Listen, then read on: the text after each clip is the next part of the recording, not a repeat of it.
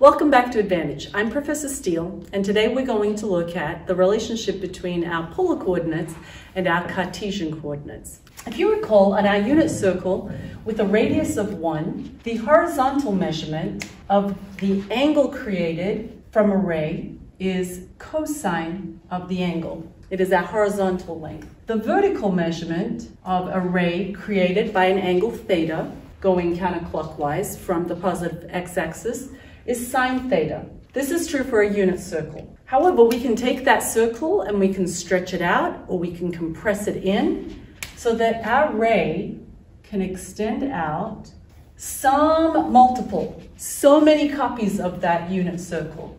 And we're going to call that radius now r. So we have a radius of r, which happens to be r times our original unit circle hypotenuse. So that means that this new dimension is now r cosine theta, and our vertical measurement of that new triangle is r sine theta. So that tells us any point on that circle has a coordinate where the x is r cosine theta and the y value is r sine theta. So that tells us how we can find the x coordinate and the y coordinate given our r value and our theta value. That would help us going from polar to Cartesian.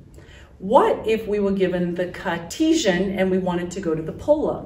Well, we know that this is our x value and this is our y value. So we can see that we have a right angled triangle where the sum of the squares of the two legs of that right triangle are equivalent to the square of the hypotenuse. So there's the relationship that will help us determine r. So if we know that our r squared is equivalent to x squared plus y squared, then r is simply the square root of x squared plus y squared.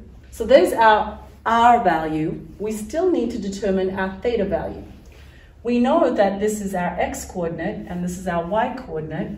So the trigonometric function that relates our adjacent and our opposite happen to be tangent. So tangent of theta is equal to the vertical measurement over that horizontal. So theta is the inverse tangent of y over x. And we need to make sure our x does not equal 0.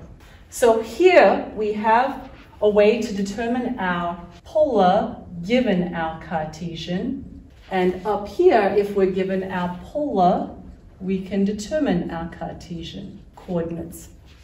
Thanks for watching. Please make sure to like and subscribe, and we'll see you next time on our thinking problem.